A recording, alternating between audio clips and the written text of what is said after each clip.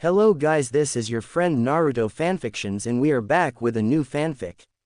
Which is what if Naruto reclaimed his Saiyan blood and awakened Kushina's forbidden desire part 1. And if you enjoy this fanfic then please press the like button and subscribe to my channel for more fanfic like this.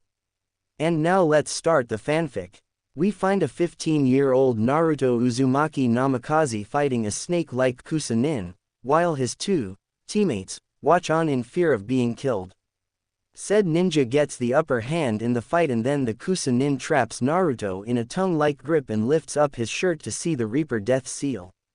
Kukuku. So when your anger is roused the Kyuubi releases some of its chakra when you're in a death-like situation. Interesting, but you have been in my way for too long so.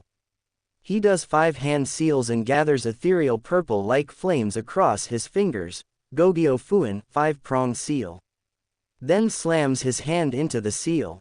Ga! Naruto cried out as his tenant's chakra receded back into the seal and his eyes returned to their normal blue. Now be gone, said the Kusa as he throws Naruto aside. Sasuke gets out of his state of shock but is too late because the Kusa stretches his neck out, bites Sasuke in the neck, and releases him to show a seal-like mark in the form of 3 tomos. Ah! Sasuke cried out in pure pain as his body felt like it was on fire. Sakura snaps out of it and screeches, "What did you do to Sasuke-kun?" She yelled, not even worried about her other teammate who fell into the abyss of the forest. "I just left him a little gift that will help him avenge his clan," said the Kusa as he unleashed a small amount of murderous intent on the weakling. Who are you?" asked Sakura with fear in her voice. "I'm Orochimaru of the Sannin," said the now revealed Orochimaru. "What do you want with Sasuke-kun?" screamed the pink harpy. "That is of no concern for you my dear, I must leave now but I will say this Sasuke will come to me for power and nothing will stop him Kukuku," he said as he vanished into the darkness. So naturally Sakura just shrugs off whatever he said and takes her Sasuke-kun away to somewhere safe, abandoning her whiskered teammate. One day later, same area. An unconscious Naruto groans and slowly sits up. Where am I?" asked the groggy blonde who he sits up and runs everything that happened within his head and then bolts right up remembering what happened. "Crap, where did everyone go?" said Naruto. He looks around seeing no around and comes to one conclusion and suddenly he went from shocked to angry to pissed the hell off in 5 seconds. "I don't believe it. Those left me," he roared and white electricity courses around his body. A few minutes later he hunches over and clutches his stomach in pain and falls to his knees. What's wrong with me? Why does it feel like my stomach is gonna burst open?" he asked himself and cries out as the pain grows to untold levels. That Kusa ninja did something to me, Okami the pain," he said as he cries out even louder and rolls over onto his back and rips his jacket open, revealing the Shiki Fuin that was along with the Gogyo Fuin glowing red and unknown to his some other seals formed on his body. Mindscape. Kyuubi no Kitsune's eyes snap open as she felt a powerful surge of energy emit from her vessel and then she goes from shock to grinning like a maniac. Finally, "Orochimaru, you arrogant fool, you up big time. At long last Naruto-kun, you'll become your old self once again," she said with excitement in her voice. Outside, to say Naruto was in pain would be an understatement. His body felt like it was tearing itself apart from the inside out and his blood felt like it was on fire. He also felt flashbacks go throughout his mindscape which consisted of a lone figure floating into the night sky with what appeared to be a monkey-like tail swaying back and forth while gazing into the moon and then transformed into what appeared to be a giant ape and roared amongst the night while firing what appeared to be red energy from its mouth. The flashbacks ended and the area around Naruto started to tremble, the trees started to shake, and some of the wildlife scattered. Naruto could feel his heartbeat increase, beads of sweat fell from his face, and it was difficult for him to breathe. When the pain reached its peak Naruto's eyes glowed red as did his mouth and his headband flew off while he let out a loud and primal roar that echoed throughout the forest. Cracks started to form around his body until he exploded into an orb of crimson energy that sent a shockwave throughout the forest, like how Broly transformed into his legendary Super Saiyan form. A few minutes later, the orb of energy slowly dies down and reveals a new but different Naruto who was on one knee while steam rose around his body. His height used to be 5 feet, now he shot up to 5 feet 7 and his entire body changed from little to no muscle to a body of a fighter, but not like a weightlifter but a body built for a martial artist. He wore an open silver coat that stopped below his waist and had pockets, and on the back of it was the kanji dragon maelstrom.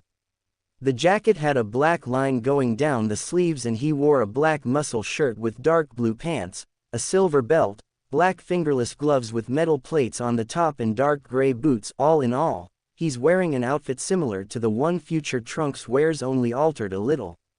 His hair also changed. It was no longer blonde but his hair was now jet black, wild, and spiky and stopped to his shoulder blades and had jaw-length bangs on each side of his head. Minato's hairstyle, only it's black. Also attached to the belt was a series of small scrolls. His face no longer had the whisker marks on them and his facial appearance was more sharp and feral, and he also had a pair of canines jutting from his upper lip. What was also shocking was that swaying behind him was a dark brown monkey-like tail. The former blonde's eyes snapped open, revealing a pair of electric blue eyes that radiated with power. Naruto slowly rose to his feet and looked around the area for a bit. Unknown to him, a panther was slowly stalking him from the tree branches and growling as it crouches down and ready to take down its new prey. A few seconds later it leapt at Naruto's back, intending on ripping him apart and feasting on his flesh, but as it got close enough something very shocking happened. The new version of Naruto smacked the beast aside with a simple backhand and sent the beast flying like a rocket into the sky, and did so without even looking. Naruto quietly inspected his hands and arms and clenched and unclenched them simultaneously for a while and then slowly cracks his knuckles in his neck a couple of times. He then got in a fighting stance and started to unleash a series of punches that looked like a blur, and then stopped to do the same with his feet and stopped afterwards. Next he walks over to a large and thick tree that seemed to be strong. He rears his fist back, pauses for a few seconds, and then punches it. The results were the tree falling over and crashing into the ground, making the area shake from his actions. A small smile slowly forms on his face until it becomes a full-blown grin, revealing his canines, and a chuckle escapes from his lips. After that, a full-blown laugh escapes from his mouth and said laugh echoes throughout the forest. After a few seconds, he calmed down and stretches his arms out. "Man, oh man, it feels great to be my old self," he said, but then scowls and clenches his fists. "Those elders and civilians are gonna pay for what they did to me," he snarled out, but then grinned. "Hey, I can't wait to see the look on the old monkey's and Arrow Inu's face when they see me. Now all I have to do is find my bastard teammates." He then closed his eyes to concentrate. There they are, and it seems the spoiled brat got himself a gift from the snake as well as have some company with them. "Well, I guess it's time to deal with the trash," Naruto said to himself and simply vanished. 10 minutes later at the battle site, Naruto arrives just in time to watch from the treetops and see his team, Team 8, 9 and the Sound Team battling a bloodthirsty Sasuke, while Sakura sits there crying at the scene and tries to hug Sasuke to stop him, but the prick backhands her away while looking at the others with an insane and bloodthirsty grin. Naruto silently watches Sasuke annihilate Zaku and then pulls onto his arms until a sickening snap echoed throughout the forest. Everyone was horrified at the scene except for Naruto, who grinned at the sight. "Well, as fun as it is to see the Tem break limbs like a crazed lunatic, I think it's time I end this before he turns on the others," he says to himself and vanishes once again. Before Sasuke could do anything else, a gray boot slammed into the side of the Uchiha's head and sends him flying into a tree, which left an imprint of the boy, and said Uchiha slid down the tree knocked out while the marks on his body recede. Everyone's eyes widened in shock when they saw the unknown stranger appear out of nowhere and knock him out. Neji Hyuga was more than shocked, for he had his Byakugan active but had to turn his eyes away and deactivate his Dujutsu. What was that? That wasn't chakra, it was something else, it was fluctuating uncontrollably like a wildfire. He and everyone else then looked at his eyes for a brief moment, was shocked to see his electric blue eyes were as cold as ice and were like that of a veteran warrior that has been through the 9 levels of hell and back. Naruto then looked back at the sound team and said in a voice so cold that would make the devil himself cringe in fear. If you want to live to see the next sunrise sound, Nin, I suggest you leave your heaven scroll right here and go. Before I finish what the brat started and kill you. He said dangerously and lets out a bit of killing intent. Dosu was ready to piss himself since not even Orochimaru has that kind of look in his eyes, so he did the smart thing and threw the scroll to Naruto, got his team and left. Sighing, he turned around to the other teams and frowns. What are y'all looking at? Said Naruto as he turned to Sakura and narrowed his eyes at her. Sakura comes out of her stupor and stomps her way up to Naruto and screams, "Yubaka, how dare you do that to my Sasuke?" She never got the chance to finish because like Sasuke she too was punched into a tree but left an imprint of her forehead while darkness took over her vision. Shut the hell up, you trash. The former blonde said with a scowl as he picks her and Sasuke up by their collars and looks at the others. Whatever you have to say can wait, I'm not in the mood to answer anything at the moment, so I'll see you all at the tower. He said and then speeds off into the trees heading for the tower top speed. At the tower, Naruto drops them on the floor and afterwards, he looks at the 2 scrolls and creates a cage bunshin and has him and his clone throw the 2 scrolls into the air when they started to smoke from being unraveled, and then poof, out came Iruka, who sees a black-haired Naruto with his 2 unconscious teammates, and the man's eyes widened. Naruto, what in the world? Why is your hair black and what's with the tail? He asked while the former blonde shrugs. I'd rather not explain right now, Iruka-sensei, but more importantly, can you show us our rooms? We need some time to rest since a lot of things happened within the forest, asked a pissed off Naruto. This confused Iruka for a while, but then the man smiles. Sure Naruto, follow me, he said as he led him to the rooms while carrying the 2 nobodies to the rooms.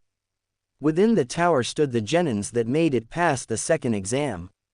In the tower were the elders, some of the clan heads like Inoichi Yamanaka, Choza Akamichi, Shikaku Nara, Sume Inuzuka, and her daughter Hana Inuzuka, Hyuga Hiyashi, and then there's Sarutobi Hiruzen, the 3rd Hokage, and the proctors Anko Midarashi, Hayate Gecko, and behind the genin stood their senseis as well as Sound Sensei and Whirlpool Sensei, who was a woman with vibrant red hair that reached her mid-back and violet-gray eyes. Her name is Kushina Uzumaki Namikaze. She was here with her apprentice, daughter Natsumi Uzumaki Namikaze, who was also in the exam. She was here to see her daughter pass through this part of the exam, and said miniature version of Kushina was stealing quick glances at the black-haired ninja with electric blue eyes and had a look of curiosity and interest on her face. Some of the genin looked worse for wear, some were perfectly fine, some others looked like shit. But they were here and they weren't gonna give up now that they gotten this far.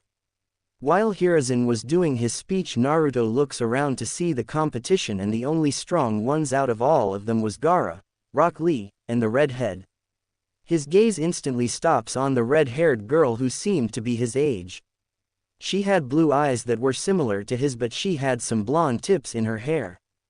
She was wearing a navy blue long-sleeved shirt with blue shinobi pants, blue shinobi sandals with a katana strapped to her right hip with her headband marked for Uzugakure on her forehead. She also had the body of a real kunoichi, meaning she trained her off to get stronger, and in his opinion she was quite beautiful. When their gazes met at the same time, a small grin formed on his face which revealed his canines, and he winks at her, which made Natsumi blush and look the other way. Kushina saw this and turned her gaze to the black-haired teenage Saiyan and wondered just who he was and why her daughter blushed when she saw him. So after that little fiasco, Hiruzen finished his speech and realized that Kabuto wasn't there anymore, and then the man spoke up. Sorry to say, but we have an extra spot open for another fight. Does anyone wish to volunteer?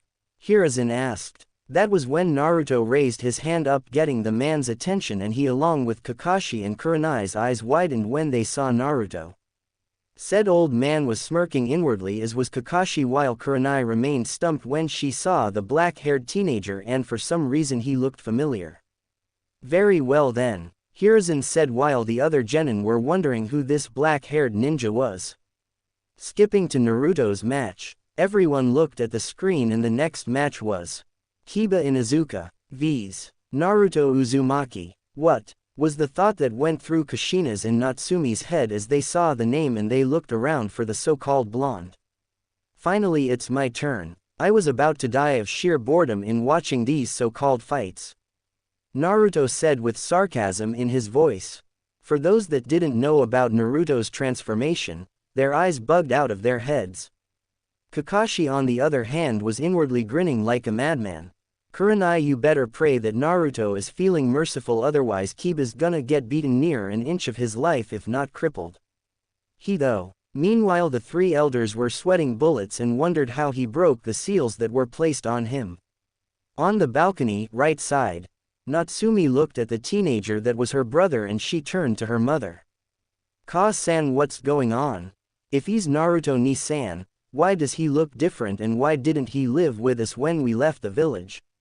Natsumi asked, and then her eyes bugged out when she saw Naruto hover into the air and land on the arena floor with his hands in his pockets, which made everyone else blink in shock as they saw the transformed dead last do that.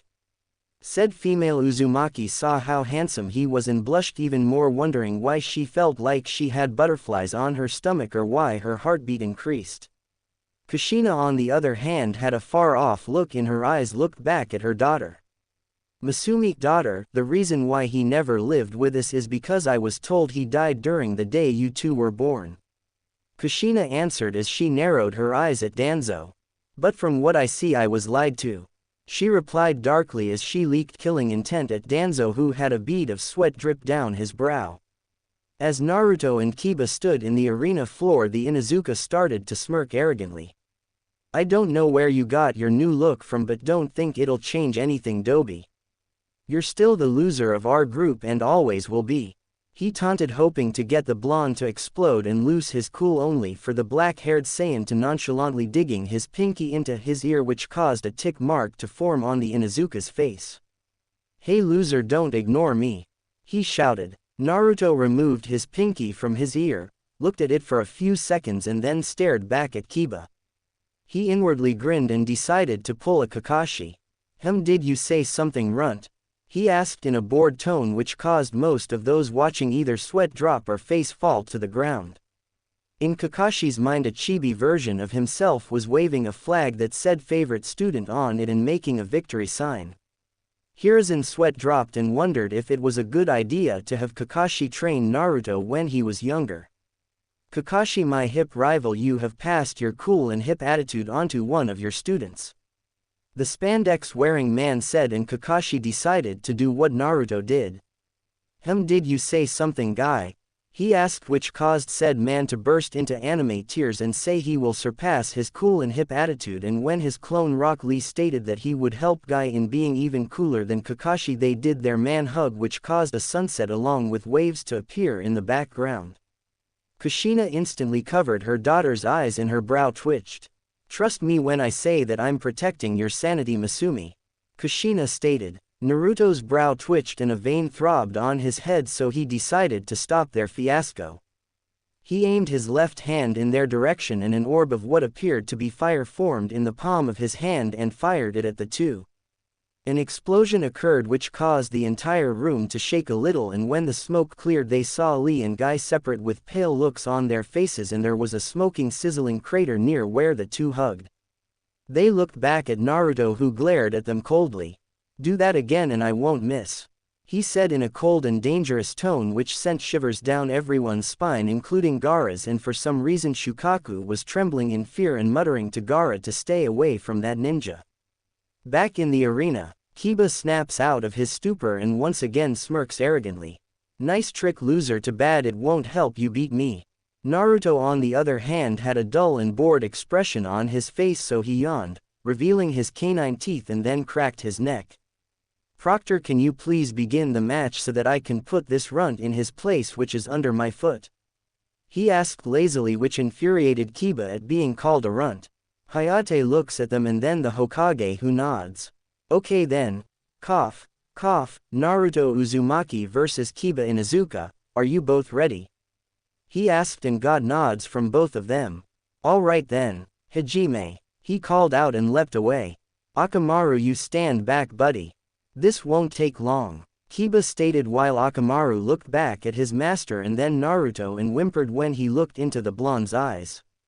They were the eyes of a true alpha, one that has no equal, and instantly sprints back to the stairs and to where Sum and Hana were watching and hid behind Kuromaru.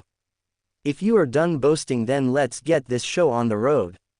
I have better things to do than to play with the runt of the litter, he said mockingly. Kiba snarled and flexed his hands. We'll see who the runt is when I mop the floor with you, he said and clapped his hands together. Shikyaku no Jutsu, 4 legs technique. Kiba suddenly got on all fours and his appearance became more animal-like. His nails lengthen into claws, his eyes become wilder, and his canines lengthen a little more. Naruto raised an eyebrow at this and reached into his weapons pouch, which made Kiba get on the defensive and wondered what type of weapon Naruto was gonna pull out, only to see the blonde pull out a small novel book and place it in front of his face, and the cover said Path of the Lone Spartan. What the? Hey loser, what's with the book? Kiba asked. Isn't it obvious, flea bag? I'm reading it in order to find out what happens in the next chapter. But don't let it get to you. With your pathetic attacks, it wouldn't matter if I was reading, sleeping, or making out with your hot mom or sister up there, he said, which made said female Inuzuka's blush in embarrassment while a tick mark formed on Kiba's face and he charges at the blonde. I'm gonna rip you apart, you clan-less orphan. He roared and leaps into the air with his hand reared back and slashes at his face, but Naruto simply backhands him into the pavement while still reading the book. Too slow, runt, Naruto said, still reading the book. Kiba skidded and charged again and tried to swipe at Naruto again, only for the teenage Saiyan to simply move to the side. You're gonna have to do better than that, he taunted while the Inuzuka tried to roundhouse kick him, but Naruto simply grabbed his ankle without even looking and flings him into the concrete wall, making the mud leave an imprint as he slid down groaning. Everyone remained stumped as they saw the new and improved Naruto simply fling Kiba into the wall like he was nothing. Asuma decided to speak up. Kakashi, what the hell did you teach that kid? The man asked. Kakashi looked at Asuma and blinked a few times. What? You mean what he's doing right now? Sorry Asuma, but that's classified info, only the Hokage can reveal, and Naruto if he feels like it, he said while the man frowns. However, I do feel sorry for whoever has to face him when he fights again, he said, and saw most of the genin pale. Even Gaara looked unnerved by Naruto's power display. Kiba was now panting hard while Naruto simply put his book away and cracked his neck. Are you done already, runt? I expected more from a future clan head, he taunted. Guess I have no other choice but to get my hands dirty now, he said while cracking his knuckles.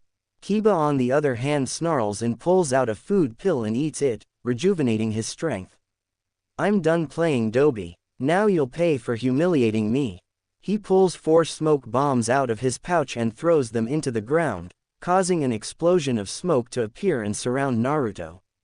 Ha! What now, loser? You can't fight me if you can't see me, the Inuzuka taunted while Naruto simply smiled. You're right on one thing. I can't see you, but Naruto suddenly vanished, and the next thing everyone heard was the sound of fists and feet pounding into flesh and the sound of someone crying out in pain. Some of the Junin and clan heads cringed when they heard the beating within the smoke until it died down and the smoke cleared, revealing Naruto standing over and unconscious and beaten to a pulp Kiba, who was twitching a few times and groaning. I guess you were all bark and no bite. A real piece of trash, just like the Uchiha. Hey Proctor, are you gonna call the match or what? Naruto asked the stumped Proctor, who got out of his shock and ignored the glare he got from the prick. The winner is Naruto Uzumaki, Hayate announced while Naruto smirks. He then sets his gaze on Kushina and Natsumi, smiles and winks at them both, which makes them both blush and find the ceiling very interesting. Anko, who was watching the new Naruto, turned to Kurenai and started talking. Nai-chan, do you have any idea how the Uzumaki Gaki became this hot, sexy, hunk of a man? Asked Anko while examining his body from a distance. Kurenai was just looking at him with dinner plate wide eyes with her jaw wide open. It's him.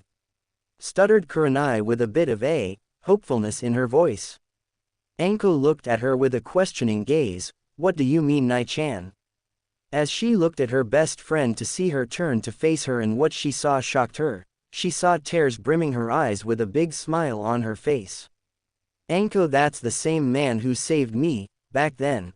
The one I told you about, but I never thought he was Naruto Uzumaki.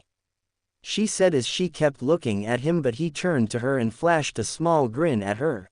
And with his attention on her, with that grin of his, made her face glow red and look away. Anko was now beyond shocked, as this was the same man. He's the one Nai-chan always talked about, she thought. Flashback. Anko was just on her way to her favorite dango stand after completing another mission, until she saw Kurenai with a face that looked like she was crying, so she rushed over to see her. Nai-chan, what happened? What's wrong? Said a worried Anko with worry in her voice. Kurenai looked up to her small smile and said, I'm fine, Anko. I just had a bad run-in on the way back from the village, she told her best friend. Now Anko knew something happened, so being herself, she sat beside her with an arm around Kurenai. She asked, come on, Nai-chan, tell me what happened, please. She begged with the dreaded puppy dog eyes no jutsu. Kurenai caved in after seeing that face, and she went on explaining what happened. Flashback within a flashback. Kurenai was just on her way back from doing a field mission to attain her Junin status. She was very happy to have got it done without failure, but all good things must come to an end. As she was just leaving Earth Country border to Fire Country, she was ambushed by a squad of Iwagakure Anbu. Well, looky here guys, we have a leaf tree hugger in our territory, and it's a pretty woman to dot. Why don't we have some fun with her before we take her back to the village? Asked the lecherous boar-masked Anbu, with others answer with them inching closer to her. Now Kurenai was scared. She didn't know how to handle this, so she did the only thing that could come to mind, and that was to run. Had not one of the Anbu say something made her freeze. Don't even think about it, girlie, said a hawk-masked Anbu with a kunai to her throat. She couldn't move. She watched as the squad had already ripped of her Chunin vest and bandages that covered her body. Now all that was left was a red lace bra and red panties. Her eyes were brimming with tears due to the fact that she was about to be violated, and she closed her eyes, waiting for the pain, but it never came. She opened her eyes to see the Anbu that was about to rape her was being held in the air by his face by a shadowy figure whose face was covered by a hood and was struggling to get out. He suddenly started to cry out in pain due to the fact that his skull was slowly being crushed by the leaf kunoichi's savior. The other Anbu were too scared to move or retaliate because they trembled in fear as the sounds of his skull slowly cracked. Said Anbu's masks shattered and blood started to seep out of his head and down his neck.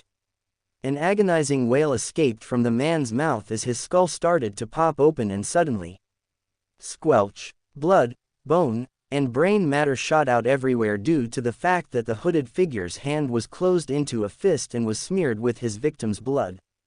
The now headless Anbu's body fell down like a stone, and the others started to slowly back away as they looked into the man's cold, slitted electric blue eyes. Why you're the boar-masked Anbu said in fear, only for him and his comrades to be vaporized by a wave of red energy that dissipated, and left a smoking 20-foot wide trail.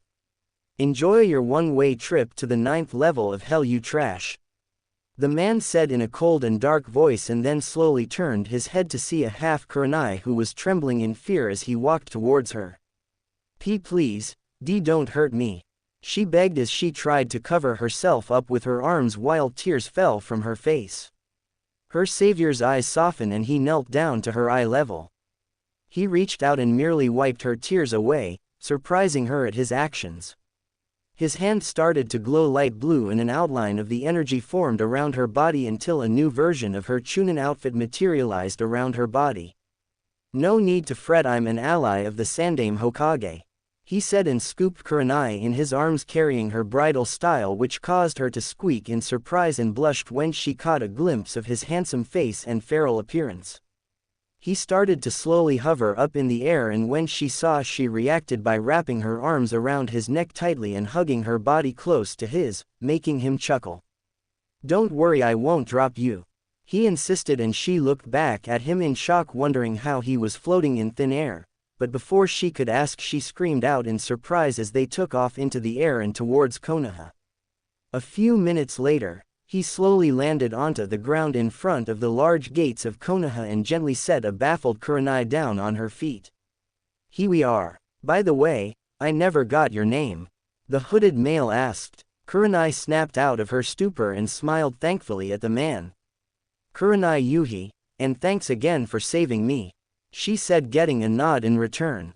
"You're welcome. Besides, I couldn't live with myself if I allowed those swine to defile someone as beautiful as yourself," he commented, which made her blush, and that was when he took her hand in his and kissed her knuckles, making her whole face glow scarlet.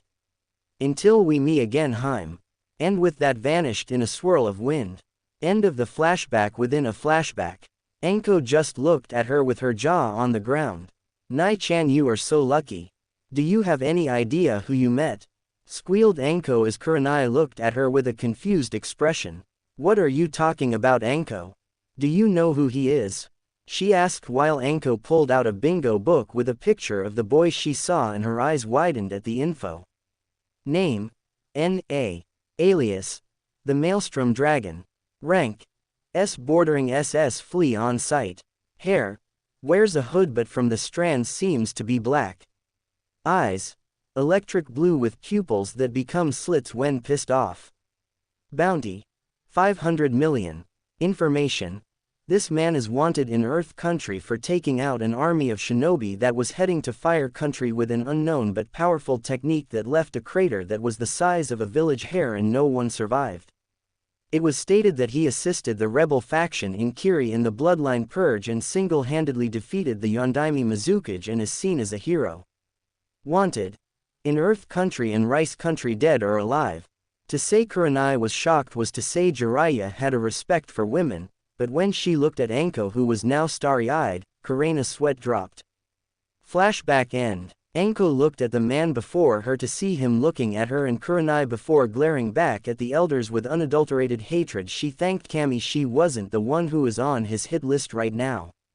She looked to see all the fights have went on and watched Natsumi easily defeat Hinata Hyuga with only taijutsu, and Rock Lee defeated Choji. The next match surprised everyone else. Sabaku no Gaara vs. Naruto Uzumaki. The elders smirked, thinking that the demon brat would be defeated by the sand-using psychopath who now appeared in the arena via Sand Shunshin. Naruto, who had his arms folded, silently floated into the air and once again landed into the arena with a blank expression on his face, setting his gaze on the red-haired Jinchuriki. Gaara, on the other hand, was slowly releasing murderous intent on Naruto, and as it increased, everyone in the room was on edge. Naruto smirked and closed his eyes for a few seconds, but then they shot open and he unleashed a blast of his own murderous intent on Gaara, whose intent and bloodlust died down and made the sand user's eyes widen in surprise, and for some reason he saw the image of a nine-tailed fox snarling at him with saliva dripping from its teeth. Naruto saw the expression on Gaara's face and chuckled in a way that scared everyone, and a smile formed on his face, revealing his canines. "Don't try to intimidate me, you desert raccoon. You may be strong, Gaara of the desert, but you should know better than to intimidate a fox, especially when it outranks you by 8 tails," he said darkly, while a red flaming aura formed around his body. "Proctor, start the match so that I can put this mindless beast in his place." After Hayate announced the match to begin, he leapt back while Naruto unfolded his arms and his ki aura flared around his body like wildfire, and the entire building started to rumble from the power behind it. The floor around Naruto started crack and debris rose around him. Whoa, I can't believe Naruto is causing the tower to tremble," Choji cried out while some of the other genin were having trouble standing on their feet. A few seconds later, the aura around Naruto dissipated and replacing was red electricity that shot around his body simultaneously. Said Saiyan shinobi was chuckling quietly as the electricity coursed around his body. Gaara on the other hand still looked surprised and stunned, especially when Shukaku was telling him to run away and not face this monster or he would die. Mother is afraid you. Why does she fear you so, Uzumaki? He asked quietly while Naruto smirked. Because Gaara, your mother knows that I have the power to destroy you both and end your existence in this world. He said and watched sand shot out of the gourd and sway around violently and saw the crazed look on Gaara's face. No, my existence will not be decided by you, I will have your blood. Uzumaki. He roared out as a wave of sand hovered over him and slammed into the Saiyan, causing the arena to sake. No, Sochi, Aniki. Both Kushina and Natsumi cried out in their minds as they saw no sign of him in the sand-covered area. Gaara on the other hand grinned maniacally, thinking he crushed Naruto in his sand. What are you grinning about, you bloodthirsty raccoon? Said a voice behind the red head whose eyes widened. He turned around only to see a gloved hand aimed at his face and Naruto, who looked impassive until a feral grin appeared on his face. An invisible force hits him directly in the head and sends him flying backwards and hitting the wall hard, creating a crater and hitting the ground hard. Everyone gawked when they saw this and were wondering how they did that. Sasuke was seething due to the fact that the dead last had the power to do that, and when he tried to use his Sharingan to copy the move he seethed because he couldn't copy it. Gaara groaned in pain and struggled to get up. Naruto chuckles and rears an open palm back for a few minutes and then thrusts it forward, another invisible force to slams into Gaara and pushed him deeper into the crater. Naruto did this again and cracks started to spread out. Everyone watched as Naruto did this a few more times until he clenches his fist, rears it back and swings it forward with enough force that it causes an explosion and rubble collapses over Gaara. Naruto remains like this with his fist extended but then stand up fully. Did he win? Lee asked Guy, who shook his head. No, not yet. Naruto is merely toying with that Suna ninja right now. Guy replied in a serious tone. That was when sand exploded out of the rubble and Gaara was on his feet and there appeared to be cracks on his face and seemed to be chipping off. Naruto raised a brow at this. Interesting. You encased your body in a dense armor made of sand to lessen the damage. Naruto stated as the armor regenerated. If you hadn't done that, then you'd have a couple of broken bones right now. Gaara snarled and fired 3 tendrils made of sand at the blonde, who vanished and appeared to the left. He tried again only for Naruto to leap back 3 times and vanish once again as the tendrils smashed into the wall. Naruto grinned and started charging towards Gaara, who extended his hands outwards, increasing the sand's speed and velocity. Naruto instantly moved to the left as the sand went through the afterimage and reared his fist back. He saw his sand form into a wall in front of Gaara, but he grins, which confused Temari and Kankuro's siblings until he swung at the armor, but what happened surprised them and their sensei. Naruto's fist smashed through the wall of sand and his struck a shocked Gaara into the jaw, causing Sand User to stumble back in surprise while Naruto tore through the sand like paper and started to unleash a series of punches and kicks onto Gaara. This is insane. How did he manage to break through Gaara's ultimate defense with only raw strength? Temari asked in disbelief and then cringed when Naruto performed a wicked uppercut that sent Gaara into the air and he hit the ceiling hard. He started to fall down only for his body to hunch over and spit up saliva. Naruto then bypassed over him and delivered a vicious kick to his back and sent him crashing into the ground while he floated down with his arms folded. When the smoke clears, Gaara's armor is seen cracked and peeling off while he groaned in pain. I don't believe it, he's actually hurting Gaara. Kakuro stated. How disappointing. I expected you to be tougher than this, Tanuki. Naruto stated in a disappointed tone. Gaara snarled and flung more sand at Naruto, who simply vanished and slammed his knee into Gaara's ribs, causing a few of them to break and him to gasp in pain and then gets head-butted hard in the skull. Gaara was sent flying back but was jerked back due to the fact that Naruto had a grip on his sash. A yellow orb formed in his other hand and fired it, causing a blazing explosion to occur. Gaara screamed out in pain from the attack only for Naruto to grab his face, and slammed him into the ground, head first. He then lifts him up into the air with his hand around his throat. Surrender, was all Naruto said. Gaara groaned and glared at Naruto with all the anger he could muster and attempted to summon his sand off the ground only for a fist to enter his gut, causing his eyes to bug out and cough up blood, and Naruto tightened his grip, making it difficult to breathe. Don't be stupid. I could have killed you a long time ago, you fool, and the only thing you had in your arsenal was your sand. I'm not even trying right now, so this battle would be pointless. Surrender or I'll destroy you and your roommate, he said as he held his palm out and red ki slowly formed in his hand with black electricity coursing around it.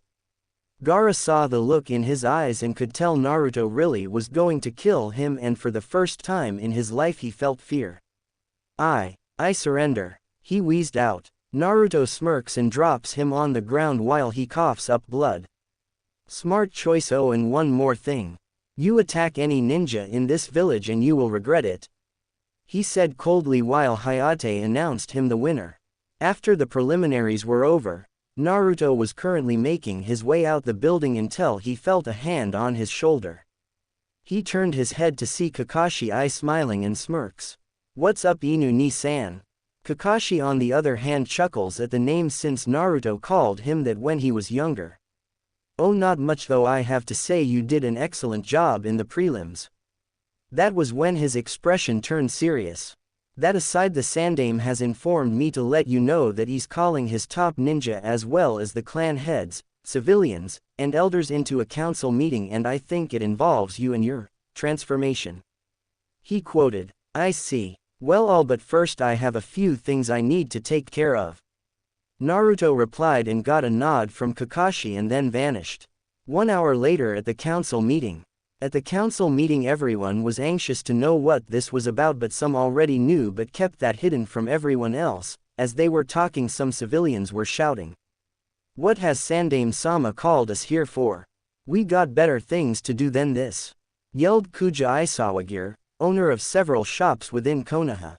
As the civilians were about to agree, the door opened up to see the Hokage with 3 cloaked figures walking behind him.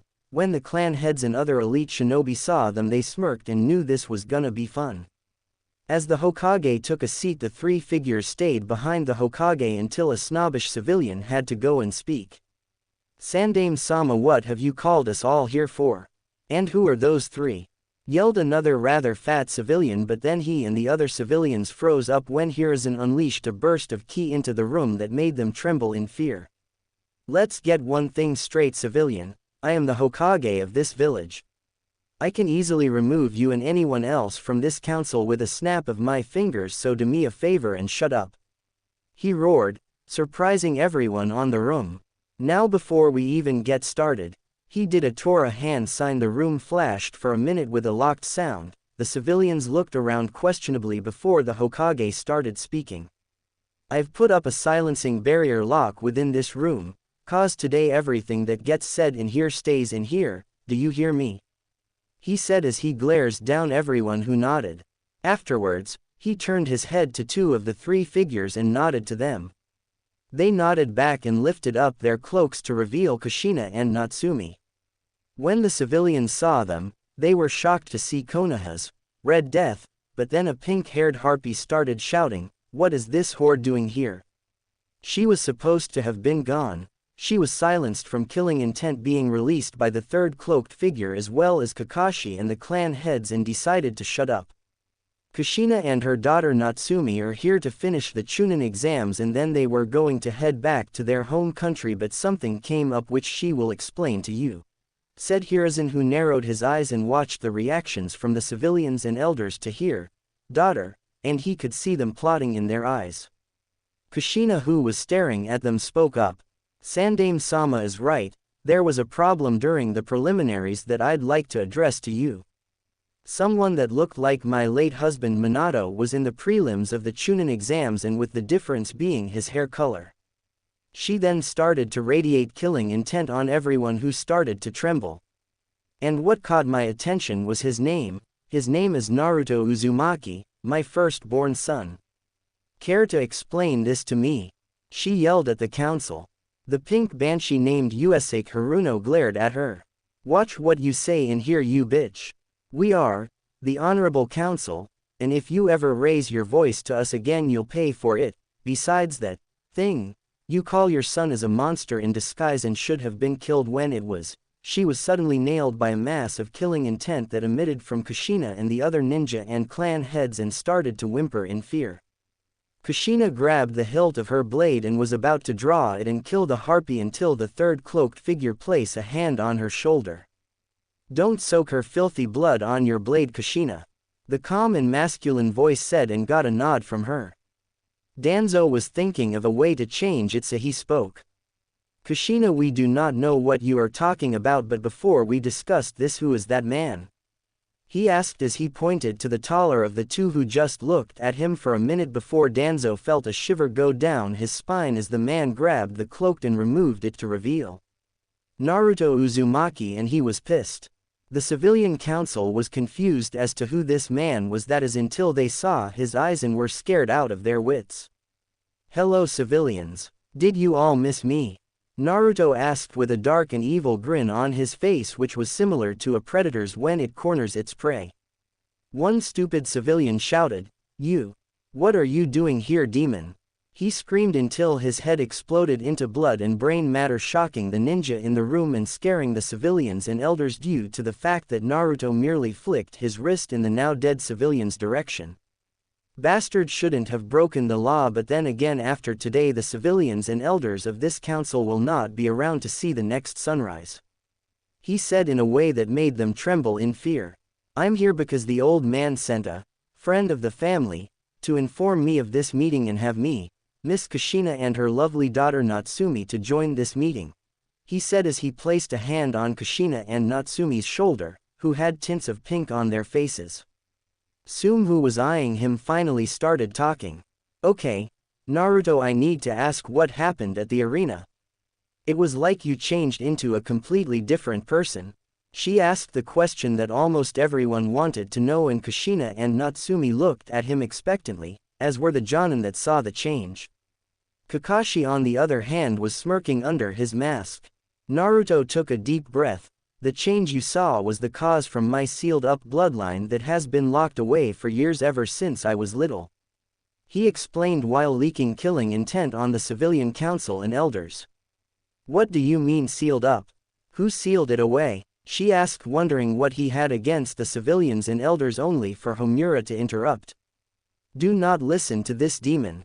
That transformation was caused by his tainted blood and should be, he shouted, only to be on the receiving end of killing intent so potent that it made Kyuubi's pale in comparison.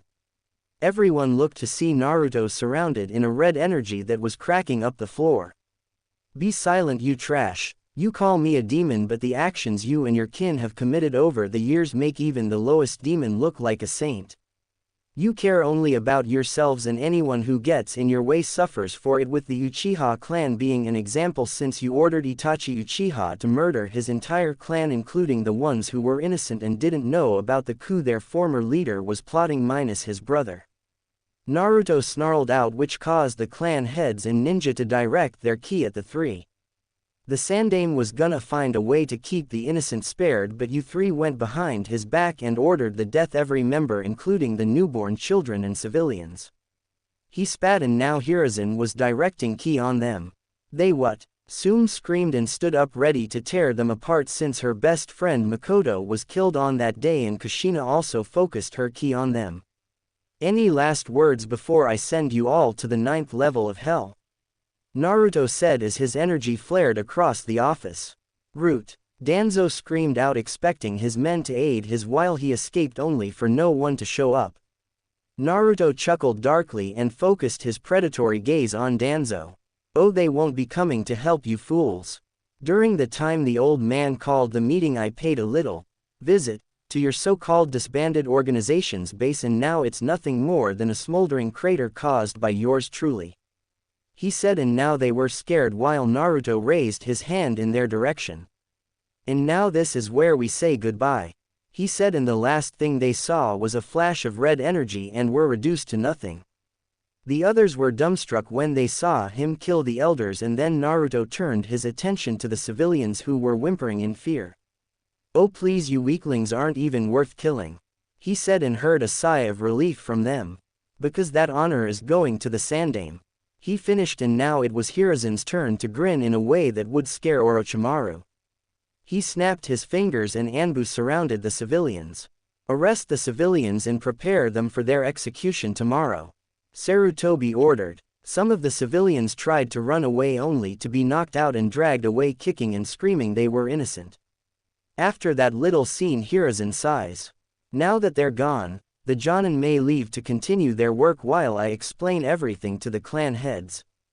After the meeting, Naruto was approached by Kushina, Natsumi, Anko, Kurenai, and Yugao, who heard from her two best friends that Naruto was the one who saved Kurenai from being raped a few years back.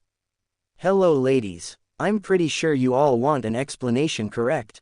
he asked, and got a nod from them. "Very well then, grab onto my arms and I'll send us to the Namikaze estates."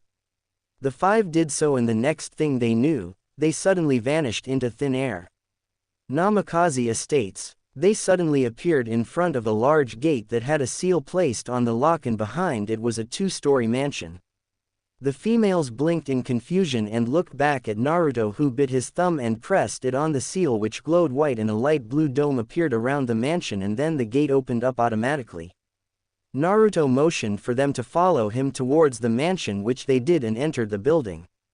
A few hours later, the group found themselves walking through an underground tunnel that was barely lit, and Kushina was wondering what this place was, since she has never seen these tunnels underneath the Namikaze estate when she was living with Minato. "Anyo, Naruto, where does this place lead to?" Kushina asked former blonde, who looked over his shoulder and smirks. "This place leads to a top-secret area that Dad kept locked away until I found this place by coincidence when I was 5. He answered, until they came across a large metal double door. Naruto motioned for them to stop, which they did, while he approached what appeared to be a code box and started to press a few numbers. Afterwards, the device blinked green and a small snake-like device moved towards his face and then paused. The top piece blinked blue and a scanner scanned his eyes for a few seconds and then retreated back into the code box. "Eye scan complete. Welcome Naruto Uzumaki Namikaze to the underground Saiyan facility," said a computerized voice that startled the kunoichi as they heard the voice around them. Naruto saw this and chuckled, since he also acted the same way when he found this place while the doors slowly opened. Once it fully opened, a glowing red light appeared in the dark entrance and made its way towards the group. It exited out of the shadows and appeared to be a small droid hovering in the air. Kushina, Natsumi, Anko, Kurenai and Yugao jumped back when they saw it and were on edge. "What in Kami's name is that thing?" Anko asked. "Greetings Master Naruto. It's been a while since you've been down here," the droid stated while Naruto rubbed the back of his head and smiled. "Indeed it has. I've been preoccupied for the last few years," the Saiyan stated while the droid beeped. "I see, and the female ninja behind you are your guests, correct?" it asked, and Naruto nodded while it analyzed their strength level with its built-in scanner. "How interesting. They are very strong despite their status as Terrans. Am I to believe that they'll be your mates, master?" the droid asked, which caused Naruto to face fault and for the females behind him to blush at the proclamation, while Akemi Fem Kyuubi was laughing her off in his mindscape. He stood back up and glared at the droid. "Now's not the time for that," he said in an annoyed tone. "So is the project close to being finished yet?" The droid beeped a few times and then answered. "Yes master, the project should be done in less than a month and fully operational to be used after a simulation run," it answered, and Naruto had a pleased look on his face. "That's good to hear," he said and looked back at the group of kunoichi. "Come on, follow me," he instructed, and they did, following behind him while the door closed. As they walked through the tunnel, they saw a flash of different colored screens flashing simultaneously and saw a few droids hovering around and doing maintenance on the different rooms' machines.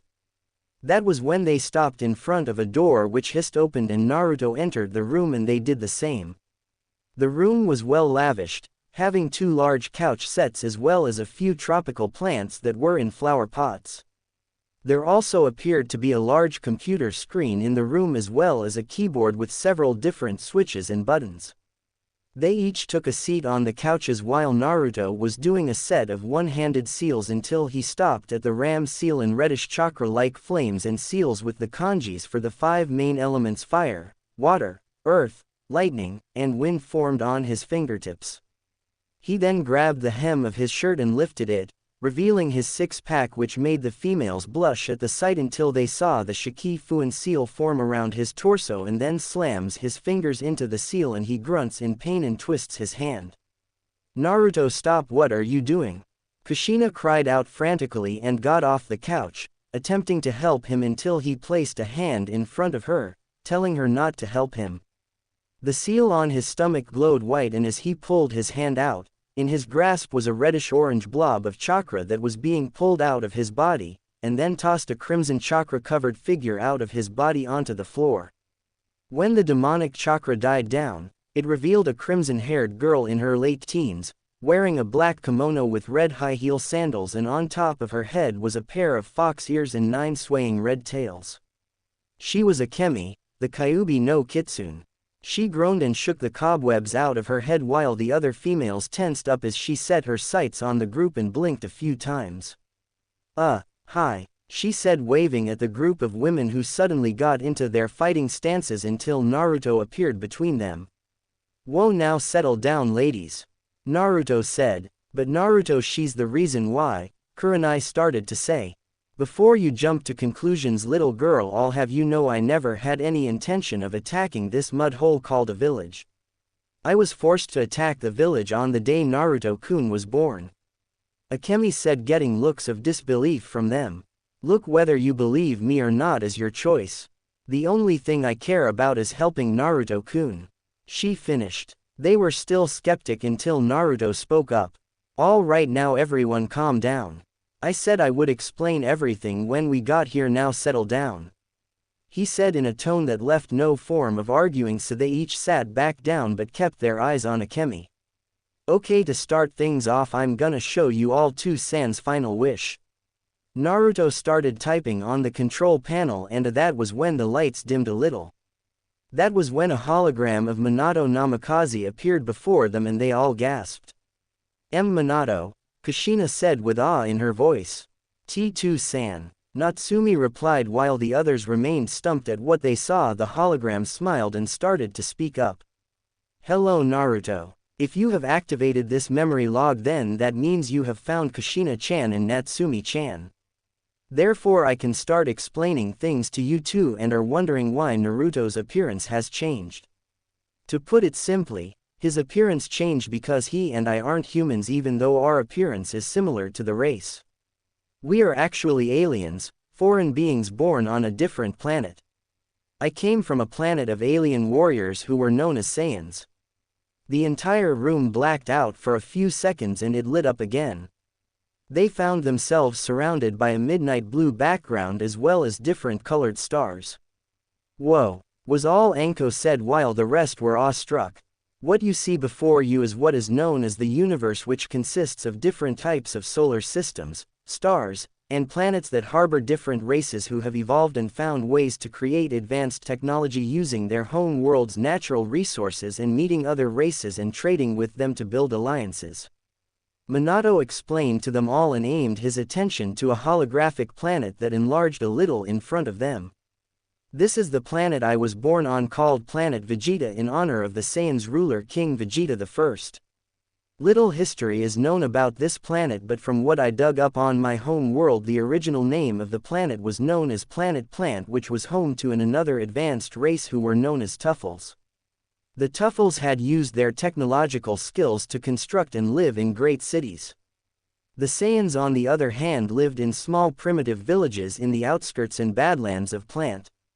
Although they shared the same planet, the two races rarely confronted each other and stayed relatively peaceful for many years.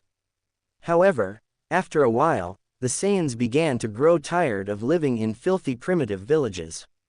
The image of a group of Tuffles and Saiyans appeared before them and revealed the lush naturally resourced planet Plant and the Badlands. After that they saw burning buildings and the sounds of screaming and battle cries were heard, and they saw the Saiyans terrorize the civilians. Led by the command of King Vegeta, the Saiyans used their great power and brute strength and attacked the Tuffles. Although physically the Tuffles were much weaker and smaller than the Saiyans, they had advanced weaponry and technologies at their disposal. As the war waged on, both the Saiyans and the Tuffles each won their fair share of battles, and for the next 10 years, the horrible war waged on. Kyuubi frowned at the sight that was displayed, and the others were horrified at the battle they were watching. As the war continued with no end in sight, something occurred that brought the conflict to a quick and violent end. A full moon appeared on planet Plant and the Saiyans transformed into what is known as a great apes. The scene revealed a full moon, and when a group of gazed onto it, they became more feral and primal and growing until they formed into giant ape-like creatures that were the size of a biju, and they were roaring and beating on their chests. This transformation greatly increased their power, and within a few short hours, they completely annihilated the Tuffles from the face of the planet, thus ending the war. The Saiyans then claimed the planet as their own, and it was renamed Planet Vegeta after their great leader who had led them to victory. The next scene showed the Tuffles firing at the apes with odd weapons that fired energy blasts until the Saiyans fired large energy blasts at the buildings and people, causing large explosions. Over the next few years, the Saiyans began rebuilding and constructing their empire, and not too long after, they met the galactic dictator Frieza, who then annexed the planet and forcefully drafted all Saiyans into his army. After seeing the Saiyans' will to fight in their great power, he made them his official pirates, and had them take over entire planets so that they could be sold to the highest bidder. Due to the Saiyans' innate strength and penchant for violence, they were considered to be useful mercenaries and assisted in the conquering of many planets, or if assigned eradicate the planet's population, and even Saiyan children were considered powerful enough to conquer some of the weaker planets, such as Earth. Eventually, seeing how quickly some of the more gifted Saiyan warriors were gaining power through battle, Frieza grew concerned with the potential of the Saiyan race and thought that they would grow strong enough to face him or even become the fabled Super Saiyans, able to defeat him in battle. So with one devastating attack, Frieza blew up planet Vegeta and wiped out the Saiyans. The appearance of an alien-like being in strange armor was hovering over the planet in an odd and cackling like a madman as he held an index finger up and formed a large ball of yellowish-orange energy that was the size of a moon and flung it at the planet. When it collided, it caused a chain reaction that ruptured the planet's core and exploded. The women were now terrified at how that monster was able to easily wipe out a planet with one attack and wipe out a whole race. Only 5 pure-blood Saiyans survived the destruction. They were Kakarot, Goku, Vegeta, Nappa, Raditz, and finally me, as we were not on the planet at the time. Now here is where I explain my birth. Apparently my side of the family was the descendants of a Saiyan who was the legendary Super Saiyan, and during his time he was known as the greatest warrior in the universe that ever lived, and he had no equal. That was when the form of a shadowed warrior with a yellow outline and red eyes.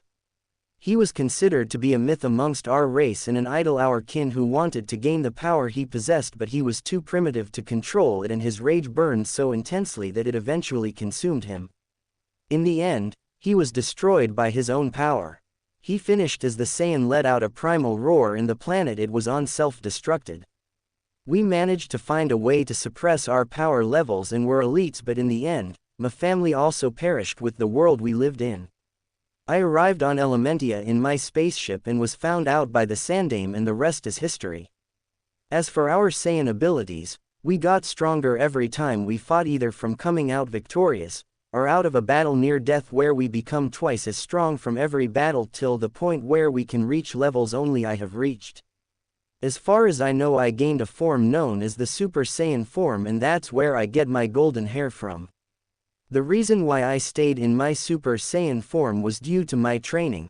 The longer I stayed in the form, the longer I could fight in it, till the point I could go through a week walking in the form without getting winded. But I'm getting off track. What I'm saying is this: when Naruto was born, my Saiyan blood erased the human genes due to how strong the Saiyan genes from my side of the family were, which turned him into a full Saiyan.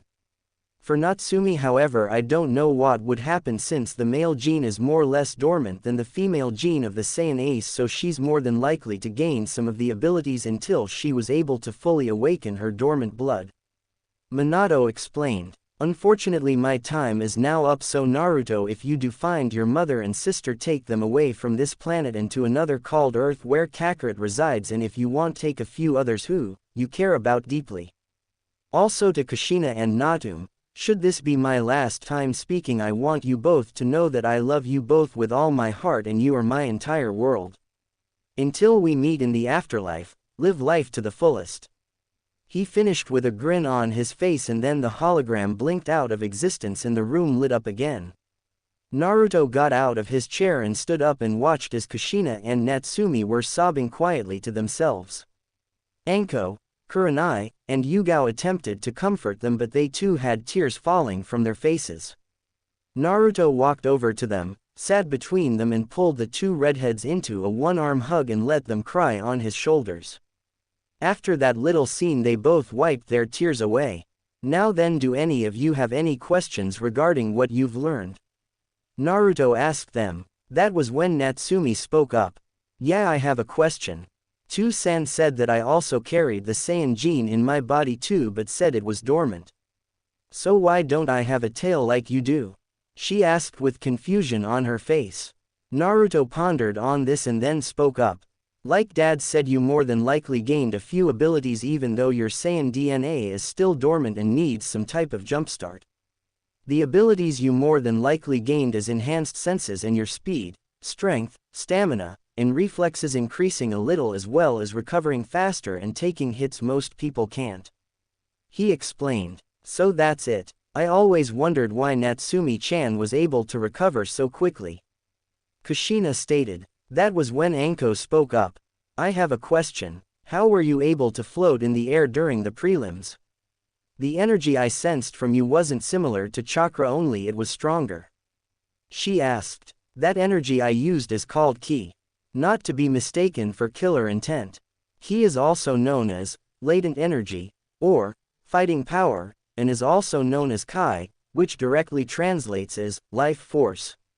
This force is a tangible energy that resides inside of a living being, and its major focus being in the center of the body.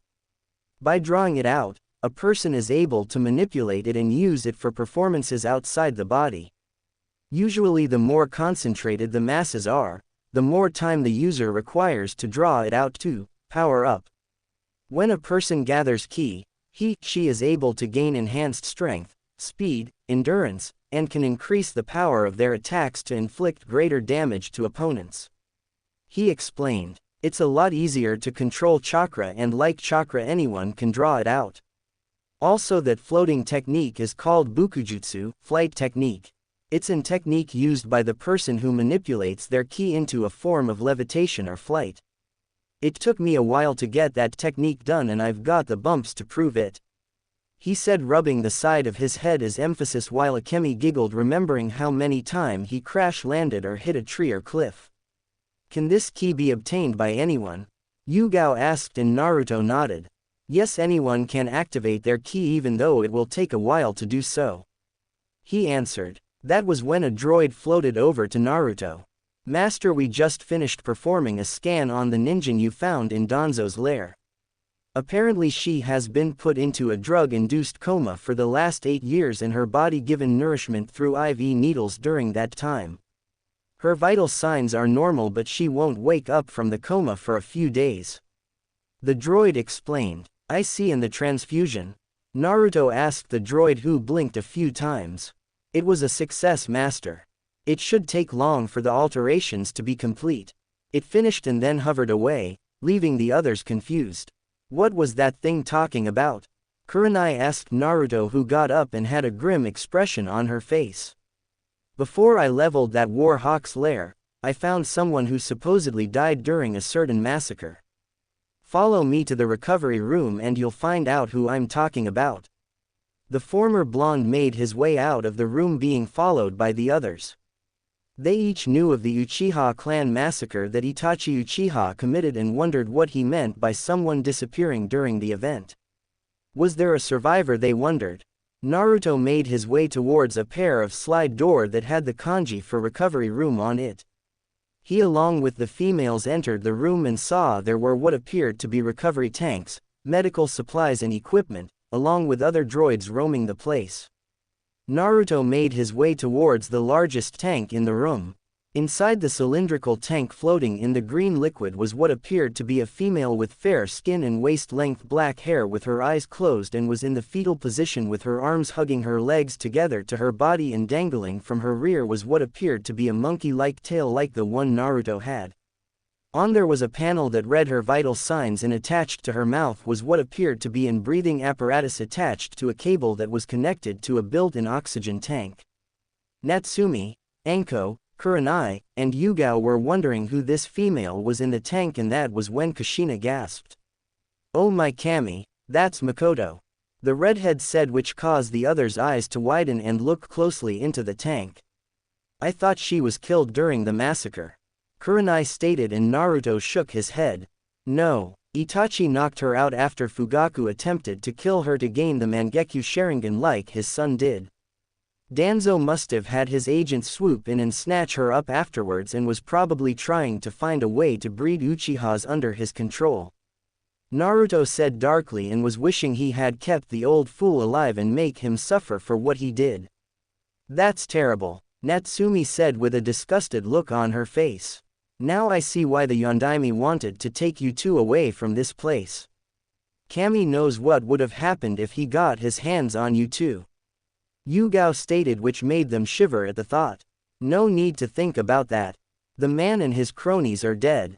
When I found her, she looked so weak and pale, so while I went to the council chamber, I had a clone take her back here and put her through a transfusion with my Saiyan blood, which I kept in stored," he replied as they saw the tail swish around in the tank. "So what did your blood do?" Kurenai asked. "As of right now it's strengthening her body and altering her DNA.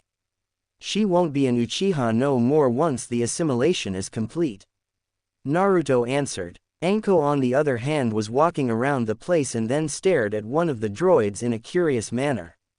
She crouched down and tapped it a few times only to get zapped and yelp out in pain. Naruto saw this and chuckled. "Careful, those little droids can be hostile if harassed, Anko-chan," Naruto warned while she glared at the bot, who just blinked and went on with its business. Kurenai and Yugao giggled seeing their friend get bested by something so small. Natsumi kept looking at the tail and then back at Naruto's that swished behind him simultaneously, and was inwardly screaming kawaii and was wishing she had a tail too. She reached out for it and gently stroked the fur. Naruto felt a jolt go up his spine and a purr escaped his lips, which got the other females' attention, and they saw Natsumi stroking his tail. The teenage Saiyan snapped out of his stupor and wrapped his tail around his waist. "Please try to refrain from touching my tail, Natsumi-chan. I know it's cute but it's really sensitive," he requested while she blushed and rubbed the back of her head sheepishly. Akemi on the other hand was plotting blackmail against her former container. "Anyo, Naruto," Kushina spoke up, getting his attention. "When Minato-kun said that your Saiyan blood erased the human DNA from your body due to how strong his genes were, does that mean we're no longer related?" she asked with a hint of sadness in her voice, which he caught sadly nodded. "I'm afraid so. If we were to do a blood test, all traces of your clan's bloodline or traits would not be found in it," he answered, which made her look glum. "And I hate to say this, but I'll never know the love of a mother, but I know it wasn't your fault that I was alone most of my life, because those Tems took advantage over you in your weakened state of when you lost to San. If anything, I would like for us to start off as friends and possibly more once we get to know each other. I'm pretty sure Dad won't mind," he said. Akemi grinned while Kushina's, Natsumi, Anko, Yugao's, and Kurenai's eyes bugged out.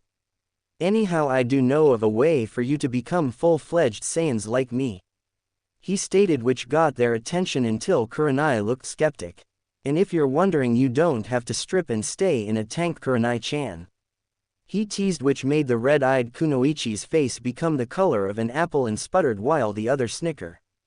I have another way to do that, by having you go through a blood ritual. I learned how to do this through some of Dad's blueprints that involves my blood and fuinjutsu. He then saw them think about it and spoke up once again. It's your decision whether or not you want to go through with this. The same with you three, Naruto said, looking at Anko, Kurenai, and Yugao. Akemi on the other hand is the strongest demon from the Makai realm, so I highly doubt that she would want to become a Saiyan. Got that right, I don't want to lose my beautiful tails, she said, hugging her tails to her body and snuggling against the swaying appendages, which made the others' sweat drop. Okay, Naruto said dryly. That was when Natsume's stomach growled out loud and the others looked at the blushing girl. Heh, sorry, all of these explanations made me hungry, she apologized while smiling and rubbing the back of her head.